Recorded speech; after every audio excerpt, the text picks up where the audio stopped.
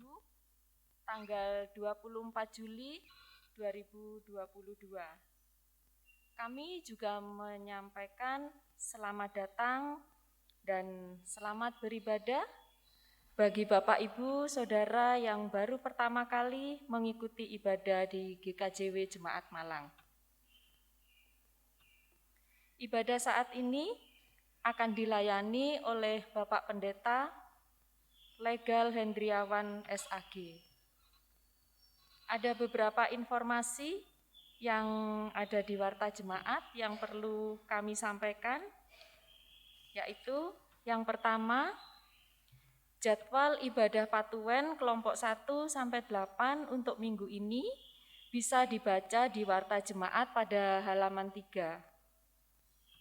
Yang kedua, atestasi masuk Bapak Hendri Febrian Andika dari GKJW Jemaat Blitar, alamat di Malang, Villa Bukit Tidar, E3, nomor 166, masuk kelompok 4.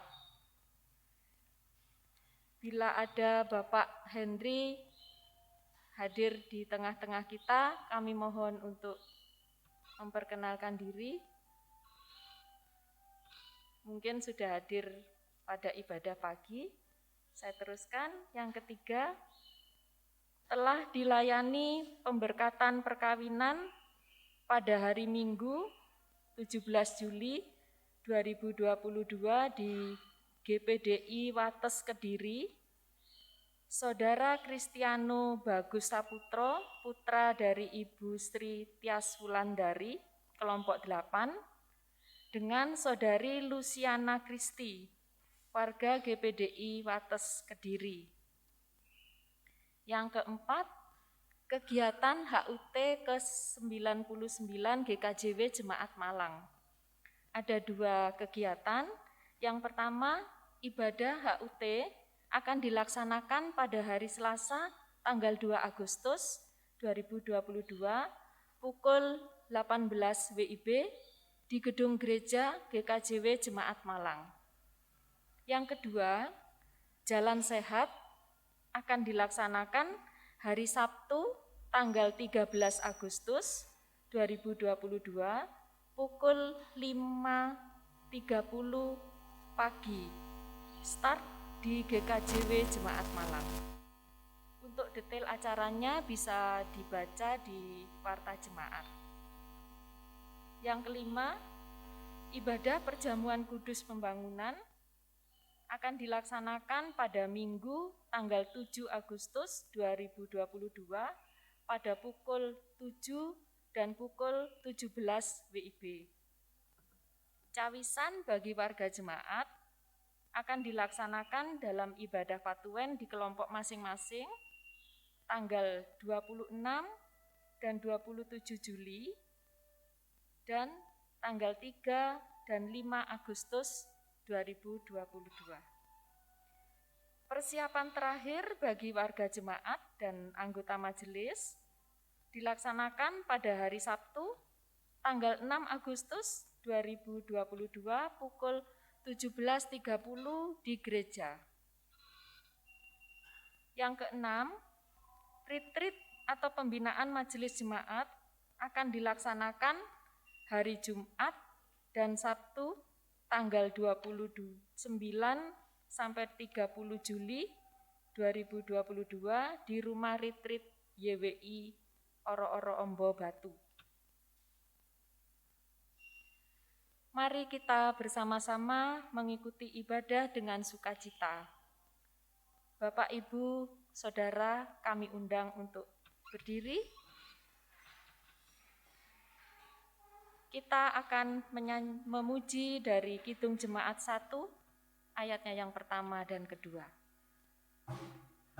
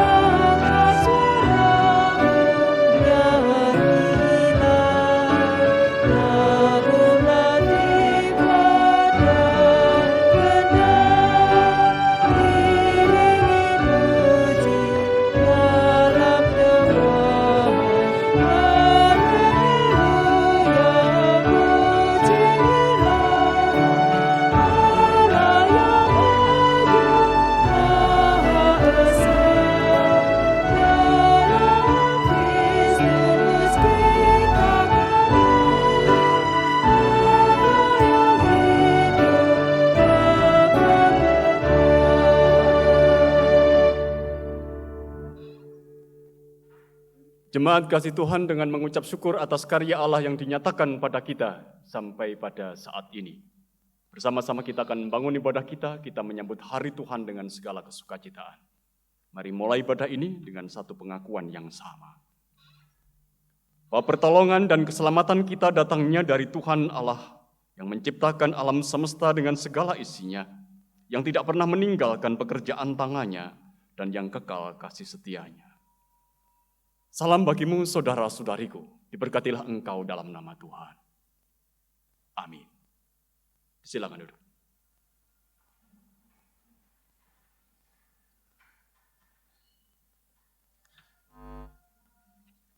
Jemaat yang dikasihi dan yang mengasihi Tuhan, firman Tuhan yang menjadi dasar atas perjumpaan ibadah kita pada saat ini, kita terima dari Injil Matius pasal 6, ayat 7, dan ayat yang ke-8. Dituliskan untuk kita. Lagi pula dalam doamu itu, janganlah kamu bertele-tele seperti kebiasaan orang yang tidak mengenal Allah. Mereka menyangka bahwa karena banyaknya kata-kata doanya akan dikabulkan. Jadi, janganlah kamu seperti mereka, karena Bapamu mengetahui apa yang kamu perlukan sebelum kamu minta kepadanya. Kita sambut firman Tuhan ini dengan kita angkat satu pujian dari Kidung Jemaat nomor 14 bait 1 sampai bait yang ketiga.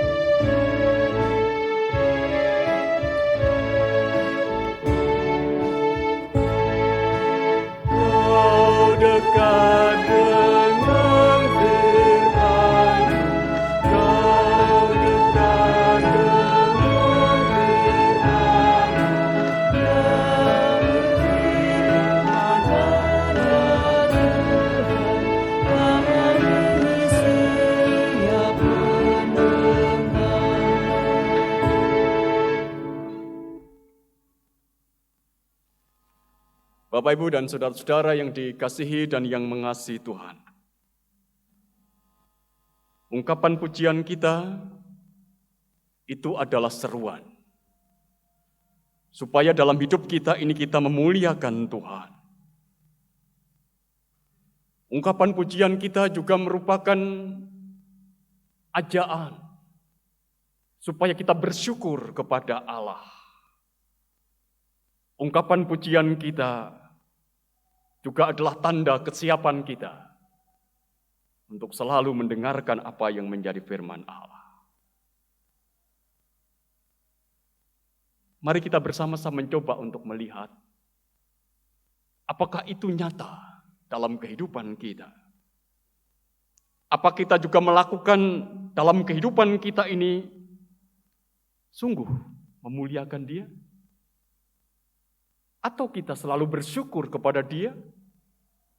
Atau kita selalu belajar untuk mendengarkan Dia, Tuhan kita? Tak jarang saudara-saudara, kehidupan kita ini berbanding terbalik dengan apa yang menjadi ungkapan pujian kita. Tak jarang hidup kita bukan memuliakan Allah, tetapi sering merendahkan Allah dengan apa yang kita katakan, apa yang kita lakukan. Tak jarang kehidupan kita juga tidak dipenuhi oleh syukur, tapi dipenuhi oleh gerutu, oleh keluh kesah. Tak jarang pula kita ini tidak mau mendengarkan suara Allah, tidak mau mendengarkan firman-Nya. Inilah kenyataan yang sering ada di dalam kehidupan kita. Oleh karena itu pada saat ini di tengah-tengah peribadahan, mari bersama-sama kita menyadari akan apa yang ada dan terjadi dalam kehidupan kita, dan kita mengakui segala dosa, kelemahan kita di hadapan Tuhan di dalam doa. Mari kita berdoa.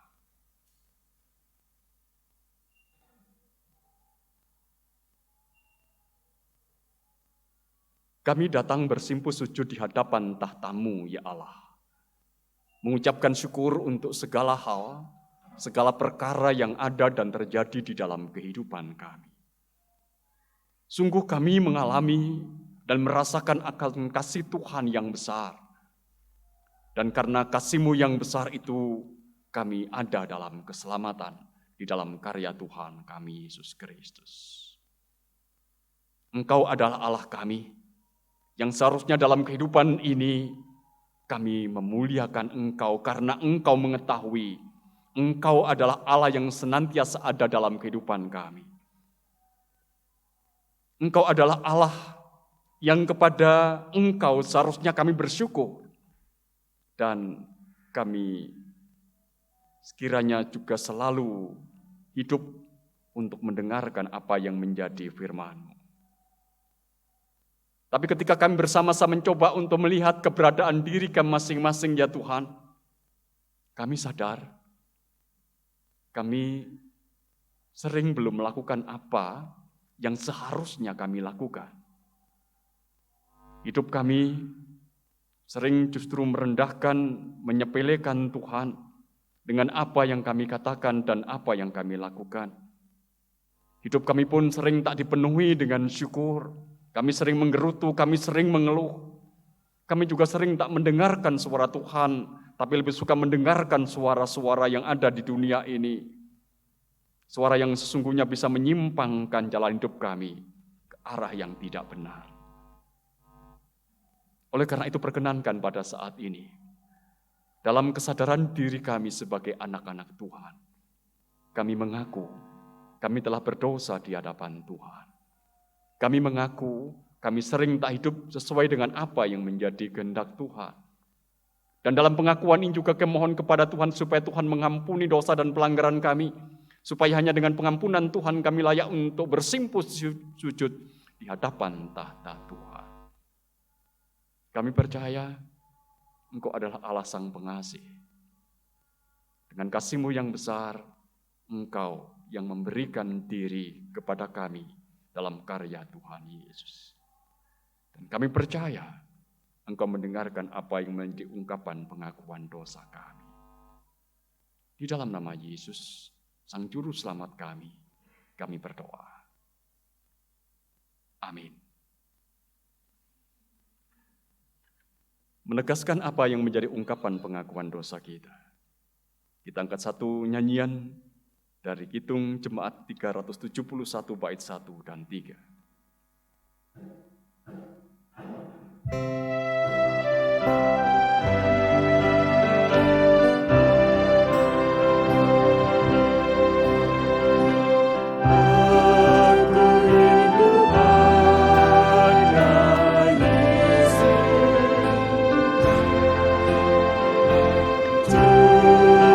Sama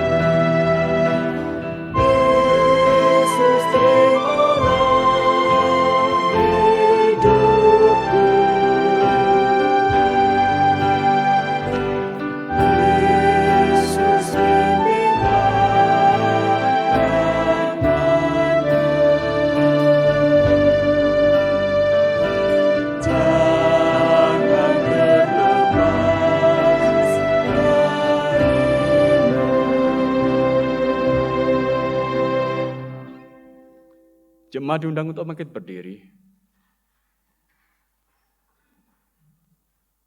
Tuhan Sang Pengampun mendengar apa yang menjadi ungkapan pengakuan dosa kita. Terimalah berita pengampunannya menurut Roma pasal 6 ayat 17 dan 18. Tapi syukur kepada Allah. Dahulu kamu memang hamba dosa, tetapi sekarang kamu dengan segenap hati telah mentaati pengajaran yang diteruskan kepadamu. Kamu telah dimerdekakan dari dosa dan menjadi hamba kebenaran. Inilah berita anugerah untuk kita. Tuhan mengampuni kita. Dan seiring dengan berita pengampunan ini, mari kita kembali agungkan Tuhan. Kita menyanyi dari Kidung Jemaat 33 bait 4 dan bait yang ke-6.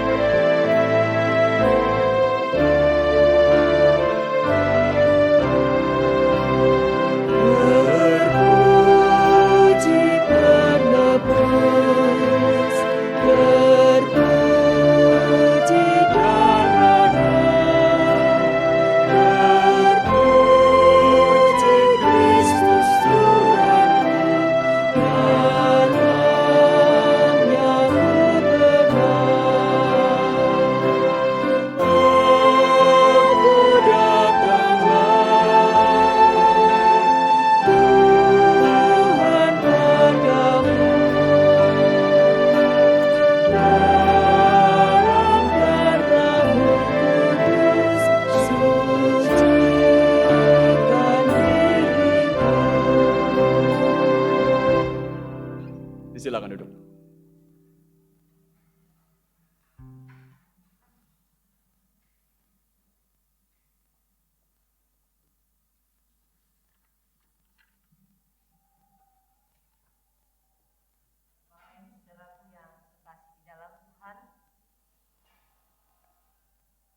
Kita akan bersama-sama membaca dan merenungkan firman Tuhan. Namun sebelumnya mari kita berdoa.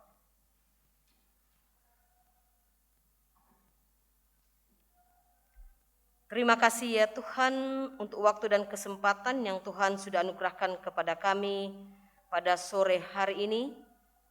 Terima kasih untuk persekutuan yang sudah kami boleh bangun bersama-sama. Saat ini ya Tuhan, kami mau membaca dan merenungkan akan berita kebenaran-Mu.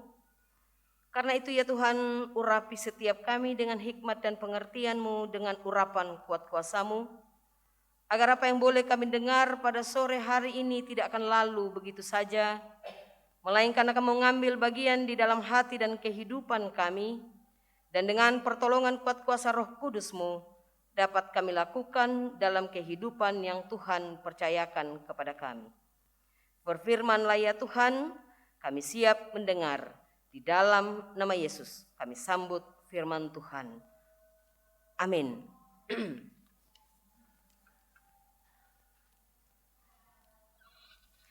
Bapak Ibu Saudara yang kekasih dalam Tuhan, firman Tuhan yang datang kepada kita pada sore hari ini terambil dari Lukas 11 ayatnya yang pertama sampai ayatnya yang ke-13. Lukas 11 ayat 1 sampai ayatnya yang ke-13 berbunyi demikian. Hal berdoa. Pada suatu kali Yesus sedang berdoa di salah satu tempat. Ketika ia berhenti berdoa, berkatalah seorang dari murid-muridnya kepadanya, "Tuhan, ajarlah kami berdoa sama seperti yang diajarkan Yohanes kepada murid-muridnya." Jawab Yesus kepada mereka, "Apabila kamu berdoa, katakanlah, Bapa, dikuduskanlah namamu, datanglah kerajaanmu. Berikanlah kami setiap hari makanan kami yang secukupnya, dan ampunilah kami akan dosa kami, sebab kami pun mengampuni setiap orang yang bersalah kepada kami, dan janganlah membawa kami ke dalam pencobaan." Lalu katanya kepada mereka, "Jika seorang di antara kamu pada tengah malam pergi ke rumah seorang sahabatnya dan berkata kepadanya, 'Saudara, pinjamkanlah kepadaku 3 roti, sebab seorang sahabatku yang sedang berada dalam perjalanan singgah ke rumahku, dan aku tidak mempunyai apa-apa untuk dihidangkan kepadanya,' masakan ia yang di dalam rumah itu akan menjawab, 'Jangan mengganggu aku, pintu sudah tertutup dan aku serta anak-anakku sudah tidur. Aku tidak dapat bangun dan memberikannya kepada saudara.' Aku berkata kepadamu, sekalipun ia tidak mau bangun dan memberikannya kepadanya karena orang itu adalah sahabatnya, namun karena sikapnya yang tidak malu itu, ia akan bangun juga dan memberikan kepadanya apa yang diperlukannya. Oleh karena itu aku berkata kepadamu, mintalah, maka akan diberikan kepadamu. Carilah, maka kamu akan mendapat. Ketuklah, maka pintu akan dibukakan bagimu. Karena setiap orang yang meminta menerima, dan setiap orang yang mencari mendapat, dan setiap orang yang mengetuk, baginya pintu dibukakan. Bapa manakah di antara kamu, jika anaknya minta ikan daripadanya, akan memberikan ular kepada anaknya itu ganti ikan? Atau jika ia meminta telur, akan memberikan kepadanya kalajengking? Jika kamu yang jahat tahu memberi pemberian yang baik kepada anak-anakmu, apalagi Bapamu yang di surga, ia akan memberikan Roh Kudus kepada mereka yang meminta kepadanya." Demikianlah firman Tuhan. Yang berbahagia adalah setiap kita yang mendengar dan melihara firman Tuhan dalam hati dan hidupnya. Amin.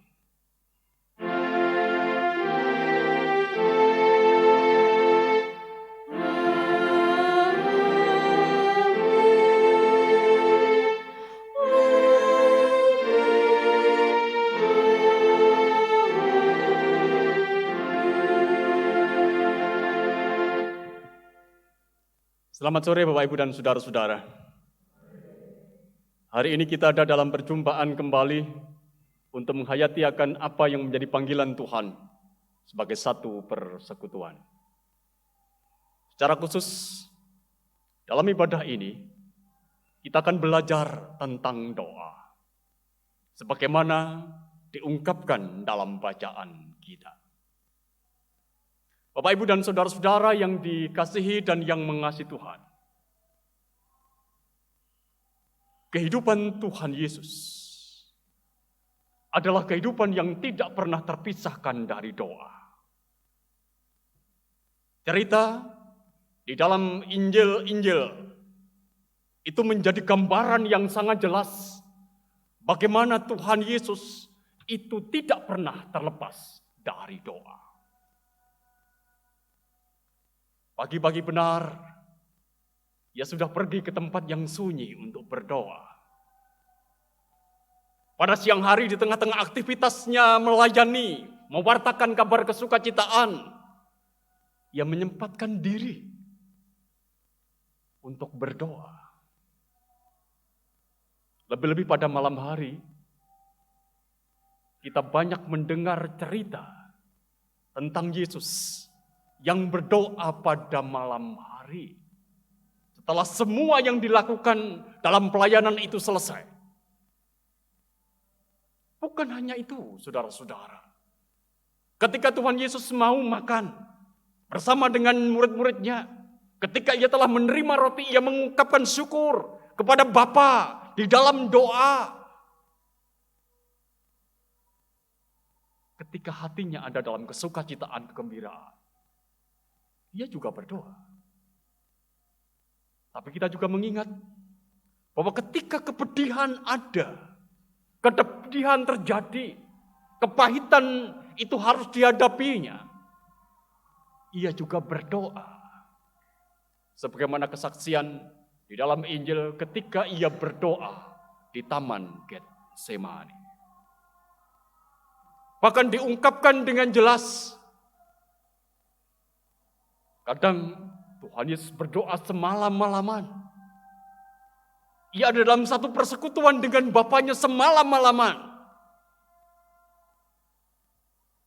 Hal ini menunjukkan kepada kita, saudara-saudara,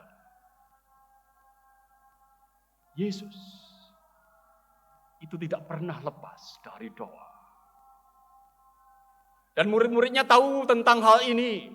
Karena apa? Karena mereka dalam satu komunitas. Ia bersama dengan Tuhan Yesus. Tahu bahwa guru mereka itu adalah seorang pendoa. Tahu bahwa putra Allah itu begitu bisa menikmati saat-saat ketika ia ada dalam keteduhan hati bersama dengan Bapanya. Murid-murid juga tahu bahwa Yesus tidak pernah berhenti berdoa. Nah, pengenalan murid-murid akan Yesus yang tidak pernah berhenti berdoa, Yesus yang selalu berdoa, Yesus yang selalu mengisi hidupnya dengan doa inilah yang tampaknya kemudian menimbulkan rasa kagum, bahkan membangkitkan semangat di dalam diri mereka. Untuk apa? Untuk berdoa. Oleh karena itu dalam bacaan kita diungkapkan ketika mereka tahu Yesus berdoa, selesai berdoa, mereka tampaknya dipengaruhi oleh apa yang dilakukan oleh Tuhan Yesus. Dan kemudian mereka berkata kepada Tuhan Yesus. Bacaan kita mengatakan, Tuhan, ajarilah kami berdoa. Ajarilah kami berdoa. Sebuah permohonan yang timbul dari rasa kagum akan kehidupan doa yang telah disaksikannya itu ada nyata di dalam diri Tuhan Yesus. Atas dasar itulah saudara-saudara, kemudian Tuhan Yesus mengajarkan mereka bagaimana berdoa atau mengucapkan doa. Dalam bacaan kita, ayat 2, 3, dan 4 dituliskan kepada kita begini. Apabila kamu berdoa, katakanlah, Bapa, dikuduskanlah namamu, datanglah kerajaanmu. Berikanlah kami setiap hari makanan kami yang secukupnya, dan ampunilah kami akan dosa kami, sebab kami pun mengampuni setiap orang yang bersalah kepada kami, dan janganlah membawa kami ke dalam pencobaan. Versi doa Bapa kami yang lebih pendek dibandingkan dengan apa yang dituliskan oleh penulis Injil Matius. Tapi sebenarnya tidak itu, sudah. Tidak hanya itu yang ingin diungkapkan oleh Tuhan Yesus. Tuhan Yesus di dalam narasi Lukas ini ingin menunjukkan kepada murid-muridnya apa yang jauh lebih penting daripada sekedar apa yang menjadi ungkapannya. Dia ingin mengajar kepada murid-muridnya tidak hanya dengan apa yang diucapkan. Tetapi Tuhan Yesus mengajarkan dasar dari doa yang diucapkan dan bagaimana seorang harus menempatkan dirinya di hadapan Allah ketika dia sedang berdoa. Inilah yang tampaknya menjadi tekanan dari penulis Injil Lukas. Jadi Tuhan Yesus bukan hanya mengajarkan bagaimana mengucapkan doa, tetapi Yesus juga mengajarkan dasar dari doa yang diucapkan dan bagaimana seorang harus menempatkan dirinya di hadapan Allah ketika dia sedang berdoa.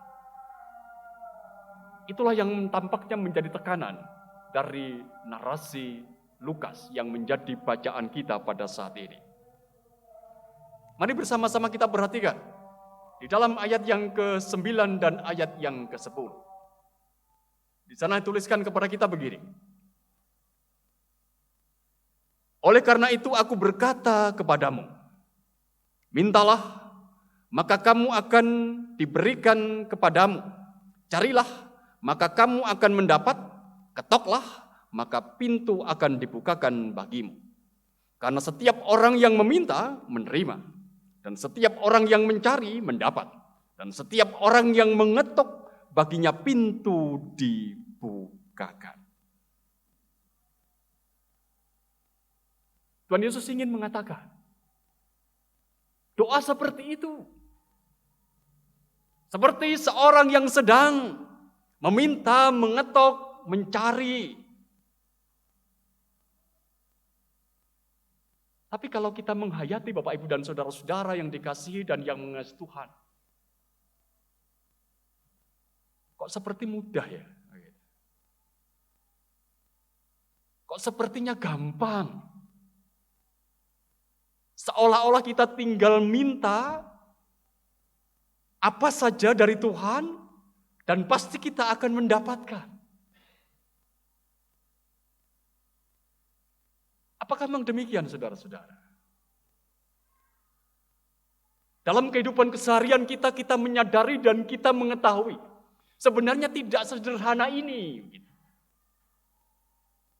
Dalam kenyataan kehidupan kita, doa tidak sesederhana ini.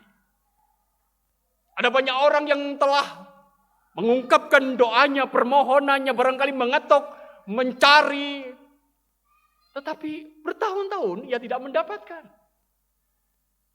Tapi apa yang diungkapkan Tuhan Yesus mengatakan dengan jelas, mintalah, kamu akan diberi, ketoklah, kamu akan dibukakan, carilah, kamu akan mendapat. Bagaimana kita memahami maksud Tuhan Yesus ini? Oleh karena itu Bapak Ibu dan saudara-saudara yang dikasihi dan yang mengasihi Tuhan, mari kita melihat ayat ini dalam konteksnya. Supaya kita memahami maksud sebenarnya dari Tuhan Yesus yang mengajarkan kepada murid-muridnya tentang doa. Kita mulai saudara-saudara dengan apa yang disampaikan oleh Tuhan Yesus dengan perumpamaan yang diajarkan. Mulai ayat yang kelima. Bahwa ada seorang yang kedatangan tamu pada malam hari, kemudian dia tidak memiliki sesuatu untuk dihidangkan. Dan karena ia tidak memiliki sesuatu untuk dihidangkan kepada tamu yang akan datang itu, kemudian ia mencari, kemudian ia mengetok pintu rumah sahabatnya. Untuk apa? Untuk meminta bantuan, supaya ia bisa menjamu temannya yang datang kepada dirinya atau di rumah dirinya. Dan ia mendapatkan. Ia mendapatkan. Kalau kita bertanya mengapa ia mendapatkan saudara-saudara? Karena mereka itu bersahabat. Karena mereka itu teman.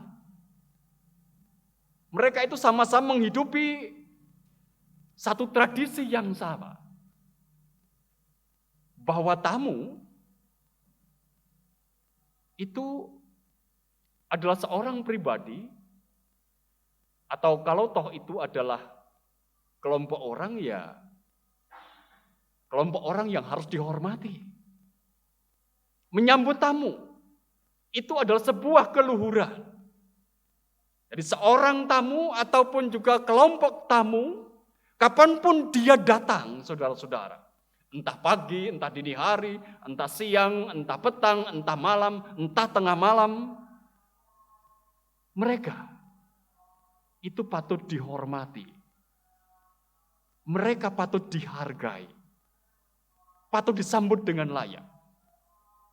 Oleh karena itu ketika seorang kedatangan tamu, dan dia tidak memiliki apa-apa, dia kemudian mencari sahabatnya yang lain mengetok pintu, supaya ia mendapatkan sesuatu untuk apa? Untuk menghidangkan sesuatu kepada sahabatnya yang datang. Dan ia mendapatkannya. Walaupun pada saat itu ia sudah tidur. Kalau kita perhatikan di dalam ayat yang ke-8 dikatakan begini. Aku berkata kepadamu, sekalipun ia tidak mau bangun dan memberikannya kepadanya karena orang ini adalah sahabatnya, namun karena sikapnya yang tidak malu itu, ia akan bangun juga dan memberikan kepadanya apa yang diperlukannya. Ayat yang ke-8 ini mau menegaskan kepada kita bahwa hubungan persahabatan mereka itu sudah melampaui rasa sungkan, rasa malu atau takut merepotkan. Mari kita bayangkan tradisi yang ada pada saudara-saudara. Bahwa satu keluarga itu kalau sudah tidur mereka sudah menutup pintu rumahnya. Dan kemudian mereka membaringkan diri di depan pintu itu dan kemudian mereka tidur bersama-sama. Dan ketika seorang mengetok pintu itu berarti membangunkan semuanya, bukan hanya membangunkan satu orang. Artinya semuanya repot. Tetapi sekali lagi bahwa persahabatan itu melampaui kerepotan itu. Persahabatan itu melampaui rasa malas atau rasa enggan. Oleh karena itu ketika dia pergi untuk mendapatkan sesuatu dari sahabatnya, dia mendapatkannya. Jadi kuncinya adalah pada persoalan relasi. Jadi kuncinya itu pada hubungan. Doa itu adalah sebuah hubungan. Doa itu adalah sebuah hubungan. Jangan memandang doa itu sebagai sebuah kewajiban, saudara-saudara. Karena ketika kita memandang kewajiban, maka kita akan merasa bosan, bahkan kita akan merasa terbeban dengan itu. Jangan pula memandang doa itu sebagai sebuah rapal untuk memaksa Tuhan. Jangan. Jangan pula memandang doa itu sebagai sebuah sikap untuk pamer kesalehan. Karena doa dalam pandangan Yesus, sebagaimana diajarkan kepada kita, doa itu didasarkan pada hubungan. Hubungan persahabatan dengan Allah. Hubungan anak dengan Allah. Mari kita mencoba untuk melihat di dalam kehidupan keseharian kita. Kita ini mendapatkan sesuatu dari orang lain. Itu semuanya didasarkan atas hubungan. Jadi sekali lagi bahwa kita ini mendapatkan sesuatu dari orang lain, itu dasarnya apa? Dasarnya adalah hubungan kita. Kita mendapatkan kasih, mendapatkan pengorbanan dari hubungan orang tua dengan anak. Kita mendapatkan perhatian dari orang lain. Karena apa? Karena hubungan persahabatan kita dengan orang lain. Kita mendapatkan kasih dari hubungan suami dan istri. Kita mendapatkan gaji, saudara-saudara, dari hubungan pegawai dan majikan. Apa yang kita dapatkan, apa yang kita terima, itu didasarkan pada hubungan. Dan dasar doa, saudara-saudara, itu adalah hubungan kita dengan Allah. Kalau dasar doa itu adalah hubungan kita dengan Allah, maka pertanyaannya untuk kita, saudara-saudara, bagaimana hubungan kita dengan Allah? Apakah kita sudah punya hubungan dengan Tuhan? Seperti apa hubungan kita dengan Allah? Baru dari sini kita akan bicara, aku dapat apa dari hubungan itu? Inilah sebenarnya yang Tuhan Yesus mau ajarkan untuk kita melalui narasi Lukas ini. Dasarnya adalah hubungan. Hubungan yang cocok. Contoh yang paling gampang. Kalau seorang istri meminta gaji kepada suami, dia akan mendapatkan apa tidak? Istri meminta gaji. Oh, tentu tidak. Karena itu bukan dasar hubungannya. Kalau ia meminta kasih sayang, oh itu pasti dia akan mendapatkan. Tetapi kalau dia meminta gaji itu, tidak cocok dengan hubungan itu. Kalau seorang anak meminta keuntungan bisnis dari orang tuanya, apakah dia akan mendapatkannya? Oh tentu tidak. Karena tidak cocok hubungannya. Kalau ia meminta kasih sayang, meminta perhatian, meminta kepedulian, pasti dia akan mendapatkannya. Karena hubungannya adalah hubungan anak dengan orang tua. Kalau seorang pegawai meminta kasih dan pengorbanan dari bosnya, dari majikannya, apakah ia mendapatkannya? Tentu tidak. Kalau dia meminta gaji, itu pasti. Tapi kalau dia minta pengorbanan, minta kasih, itu tidak cocok dengan hubungan itu. Bapak, Ibu, dan saudara-saudara yang dikasihi dan yang mengasihi Tuhan. Di dalam kehidupan kita, harus kita akui.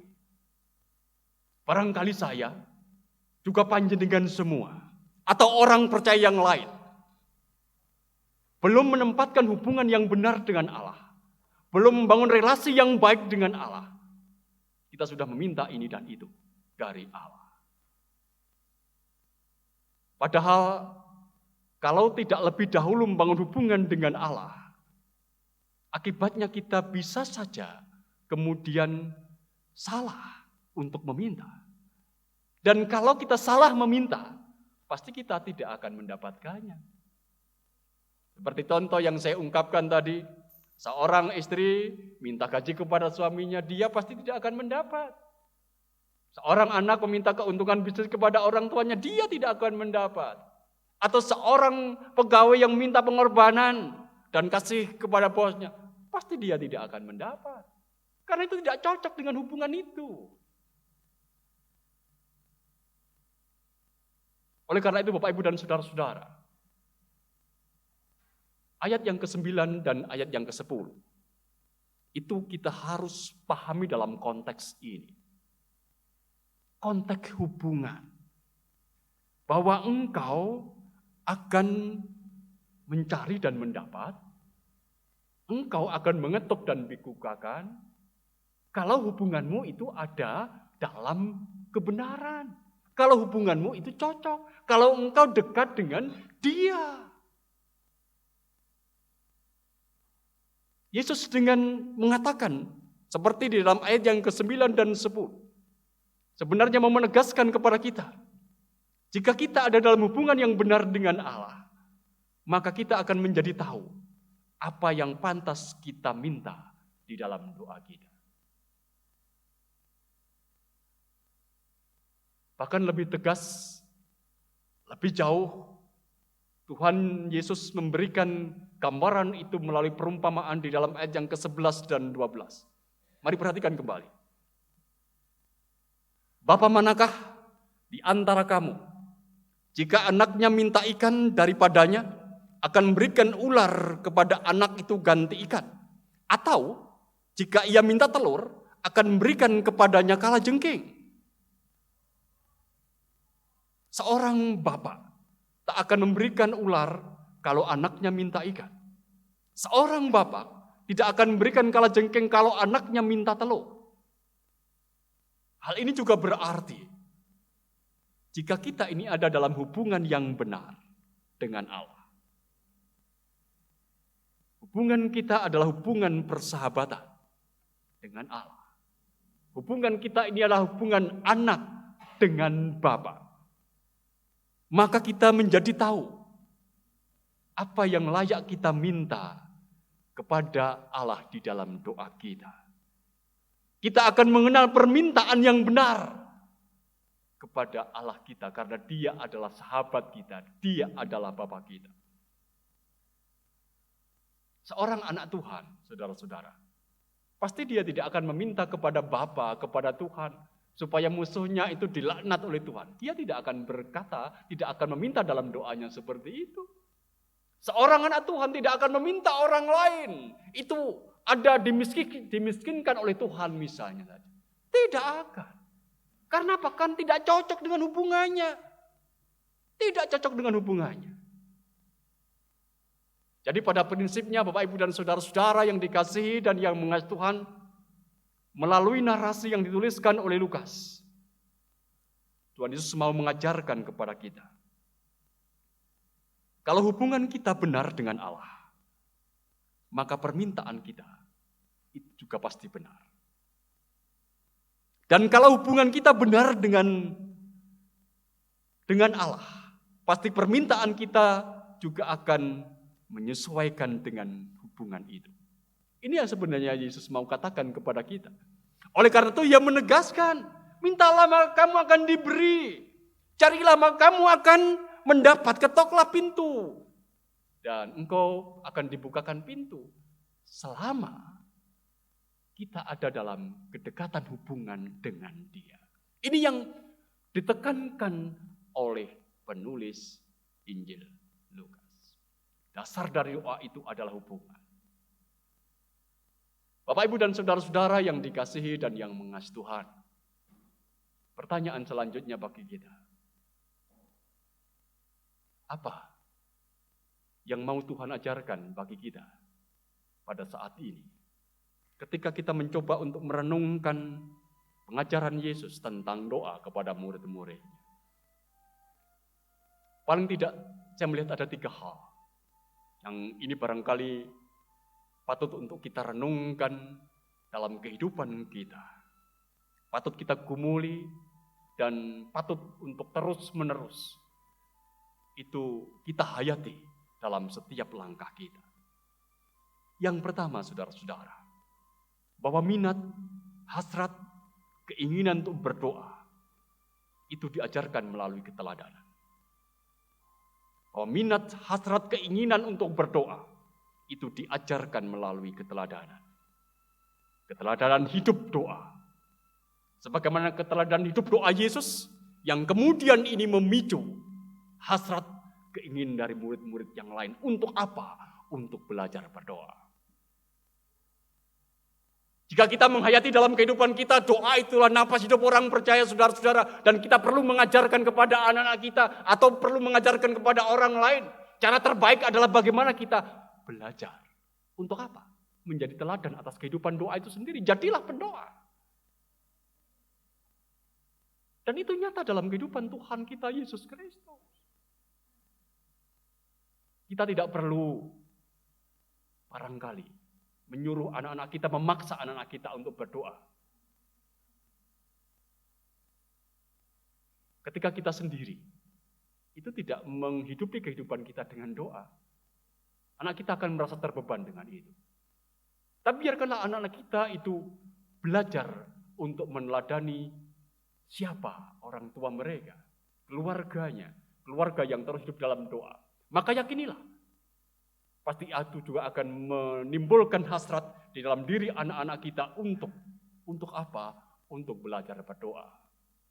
Sebagaimana yang dinyatakan kepada kita dalam keteladanan Tuhan kita Yesus Kristus.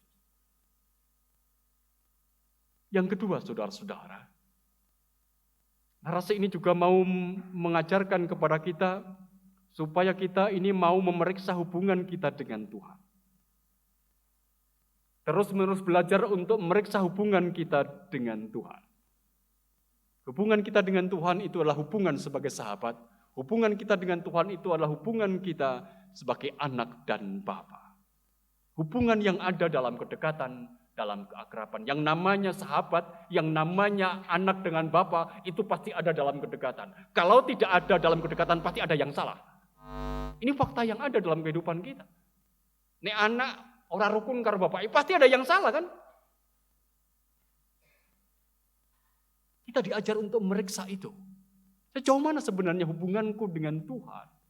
Karena apa? Karena ketika kita meriksa hubungan itu, sesungguhnya kita juga akan belajar untuk meriksa apa yang menjadi ungkapan doa kita kepada Tuhan.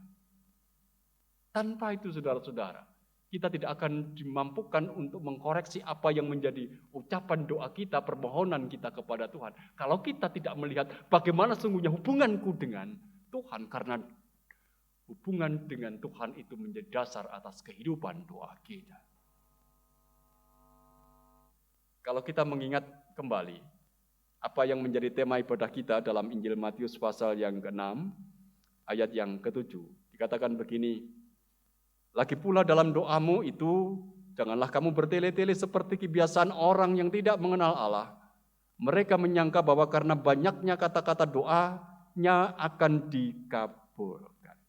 Jangan bertele-tele. Karena apa? Yang bertele-tele ini karena mereka tidak paham, mereka tidak ada dalam kedekatan dengan Tuhan. Seolah tidak mengenal Allah, padahal doa itu didasari atas hubungan yang dekat dengan Tuhan. Dan yang ketiga, mari kita menghidupi hidup kita. Kehidupan pribadi kita. Kehidupan keluarga kita. Itu dengan doa. Kalau kita kembali mengingat tema bulan keluarga ini, keluarga yang ikut serta karya Allah. Kita tidak mungkin ikut serta dalam karya Allah kalau tidak ditopang oleh doa. Kalau kita mengatakan aku mau ikut serta dalam karya Allah, jika itu tidak didasari oleh kehidupan doa, pasti itu tidak akan bisa terlaksana. Mari kita mengingat dalam sejarah kehidupan Tuhan Yesus, ketika dia melayani sampai purna, sampai selesai, sampai finish, apa yang menguatkan? Kehidupan doanya yang tak terputuskan. Oleh karena itu kalau kita terus di dalam kehidupan ini, ingin senantiasa ikut serta dalam karya Allah sebagai pribadi, sebagai keluarga, kembalilah menghidupi hidup kita dengan itu cara terbaik kita untuk mewujudkan apa yang Tuhan inginkan dalam hidup kita. Karya Allah tidak akan mungkin ada tanpa doa. Itu dilakukan oleh Tuhan kita, Yesus Kristus. Amin. Satu doa untuk kita.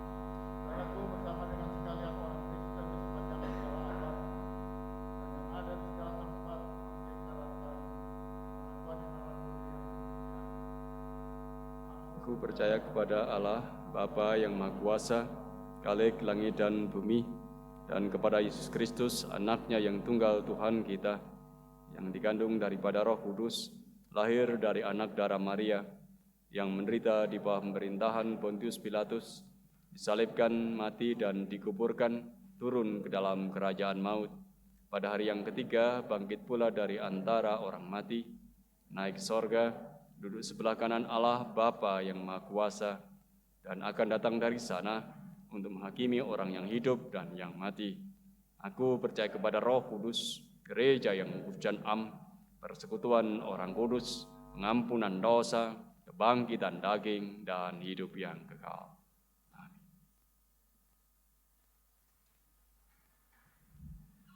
Bersama-sama kita akan angkat doa syafaat kita.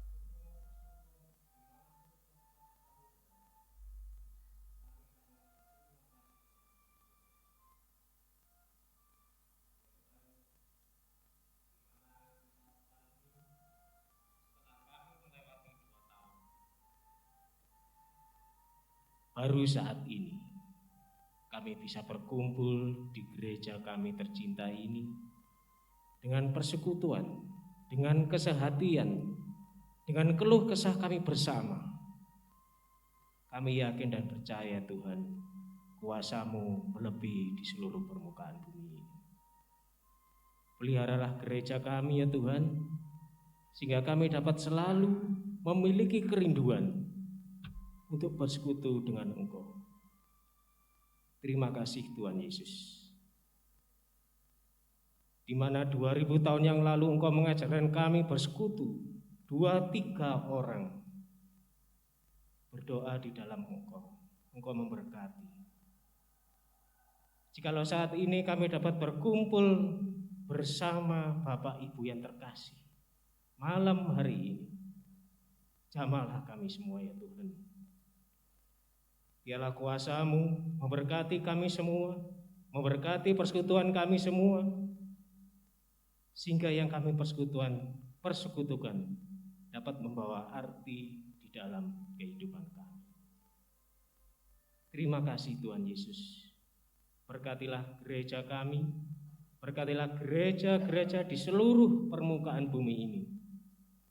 Biarlah semuanya bersorak-sorai memuji dan muliakan nama-Mu ya Tuhan. Sehingga Engkau akan datang pada saatnya nanti penuh dengan sukacita dan damai sejahtera. Terima kasih Tuhan. Berkatilah ibadah-ibadah keluarga yang kami laksanakan setiap 1 minggu 1 kali. Biarlah setiap ibadah keluarga kami, Engkau juga hadir dan berkenan menjamah kami semua. Terima kasih Tuhan Yesus.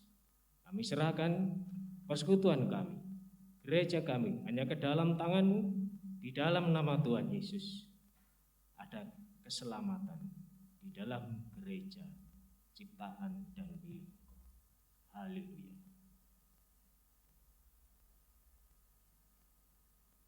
Tuhan, kami kembali menaikkan doa untuk warga jemaat kami di Jemaat Malang ini. Tuhan, kami berdoa untuk setiap rumah tangga mereka. Tuhan berkati setiap kepala keluarga yang mencari pekerjaan, yang menjalankan pekerjaan, yang berusaha. Tuhan berkati, Tuhan berikan sukacita di dalam melakukan pekerjaan. Tuhan Bapa di surga, kami juga berdoa untuk anak-anak jemaat. Tuhan berkati bagi putra-putri yang masih sekolah, baik di SD, SMP, SMA, maupun perguruan tinggi. Tuhan berkati. Tuhan Bapa di surga, kami juga berdoa untuk putra-putri jemaat yang sedang mencari pekerjaan. Tuhan berkati dan mampukan di dalam mencari pekerjaan. Kami juga berdoa untuk setiap putra dan putri jemaat yang sedang mendambakan pasangan hidup. Tuhan, hadirlah bersama mereka. Tuhan Bapa di surga, kami juga berdoa untuk warga jemaat yang saat ini sedang mengalami lemah tubuh. Ada beberapa warga jemaat kami yang juga mengalami opname. Tuhan berikan sukacita dan kesembuhan. Inilah Tuhan doa permohonan kami.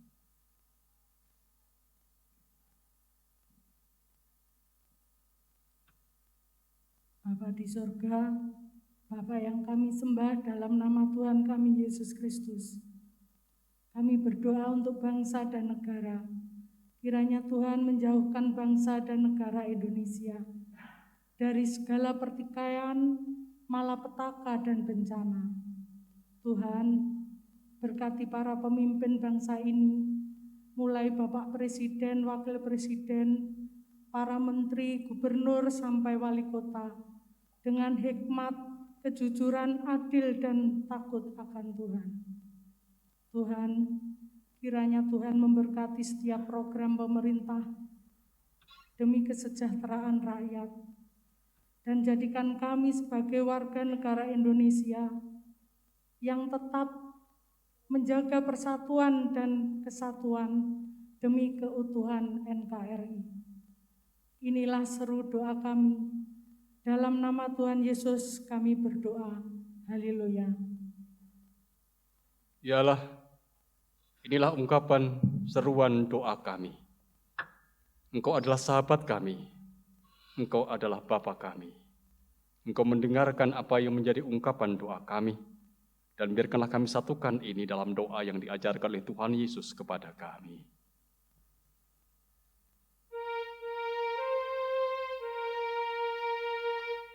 Bapa kami yang di surga, dikuduskanlah namamu, datanglah kerajaanmu, jadilah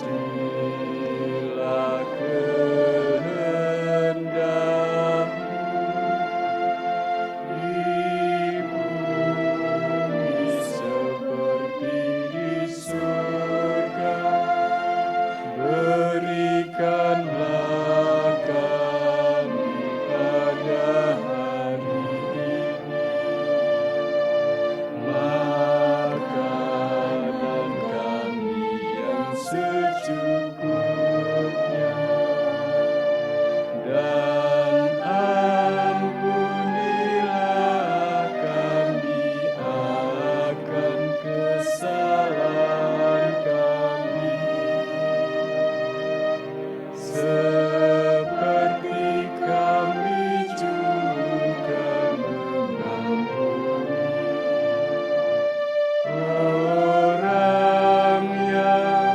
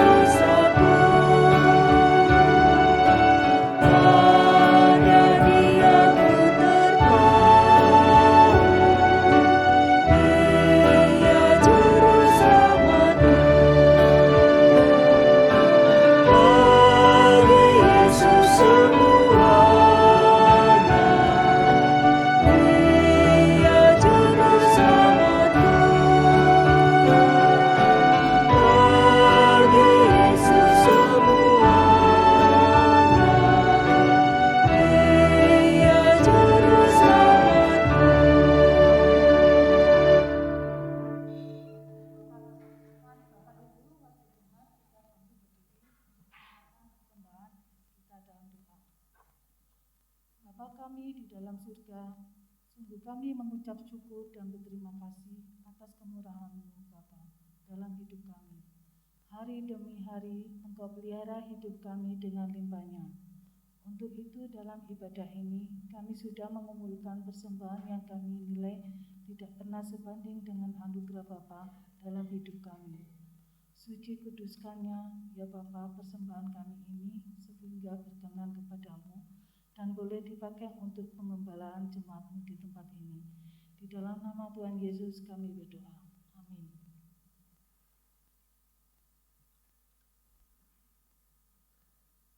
Jemaat kasih Tuhan, kita akan mengakhiri ibadah ini. Kita akan kembali dalam kehidupan keseharian kita. Ingatlah, engkau diutus. Diutus untuk mewartakan kabar kesukacitaan bagi dunia. Mengerjakan tugas keselamatan yang Tuhan berikan untuk kita. Mari kita mendasarinya dengan kehidupan doa kita. Hitung jemaat 370 bait 1 dan 3.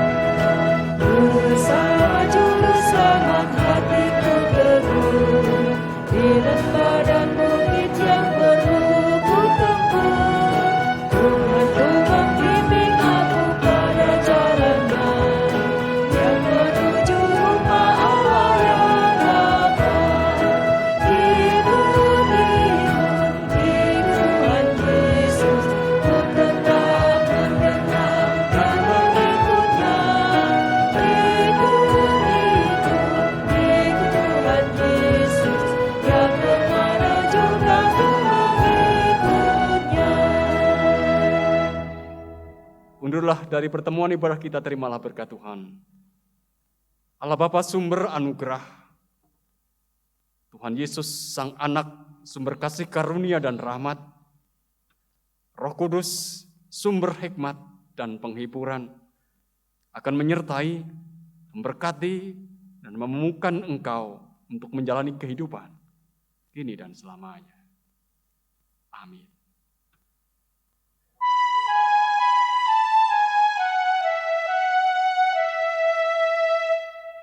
Kepada